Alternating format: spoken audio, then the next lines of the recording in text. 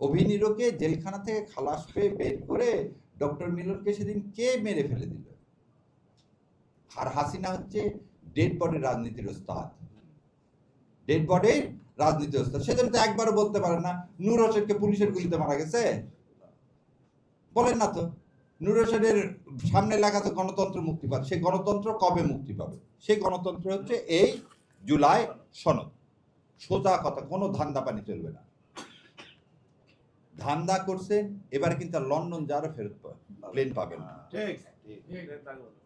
ফেরত পাবেন না। এবং আমি আপনাকে বলি, কথাটা শুনতে খুব খারাপ লাগে, যে নিজের উপর বিশ্বস্ত না, যে নিজের উপরে কনফিডেন্ট না, যে জাতির ভার নিয়ে কথা বলতে পারে না, তার হাতে জাতি কতটা নিরাপদ।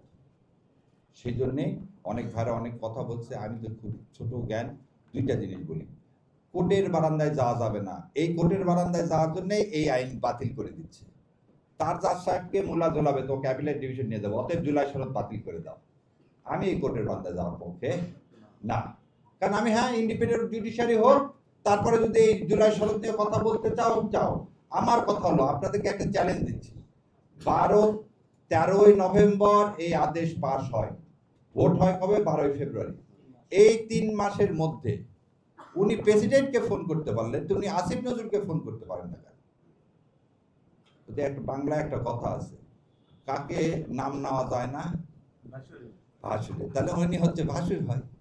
ওই জন্য সংসদে সব কথা বলতেছেন, কারণ এরা কোন গং সেটাও আমরা জানি। কিন্তু এই আইনমন্ত্রী, উনি যে অ্যাটর্নি জেনারেল হলেন, ওনাকে অ্যাটর্নি জেনারেল সরকার হওয়ার আগে অ্যাটর্নি জেনারেল জীবনে কত পৃথিবীতে কোনো রাষ্ট্র হয়েছে? আর সরকারি ফর্ম হয়েছে রাত্রেবেলা, আর সকালবেলা অ্যাটর্নি জেনারেল হইল। অ্যাটর্নি জেনারেলকে নিয়োগ দিল কে? সরকার নিয়োগ দিতে পারে।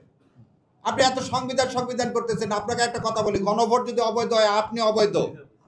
আর সংবিধানে বলা আছে আমরা জনগণের হচ্ছে সকল ক্ষমতার মালিক।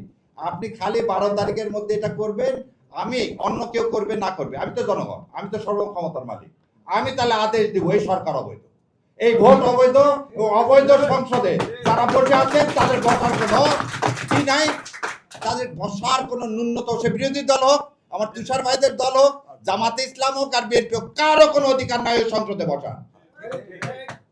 জুলাই আছে আমরা আছি, জুলাই নাই আমরা নেই।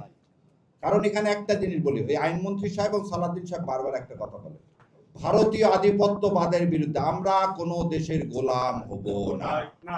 এবং এইখানেই আমাদের পার্থক্য। 71 সালের 16ই ডিসেম্বর তুমি আমার স্বাধীনতা ছিনাই নিয়েছো, আমি সেই স্বাধীনতা ফিরাই নিয়ে আসছি এই জুলাই মাসে। এই 36শে জুলাই আমার স্বাধীনতা ফিরিয়ে আনা, সেজন্য আমরা বলি দ্বিতীয় স্বাধীনতা। জান দিব, জুলাই দিব না ইনশাল্লাহ।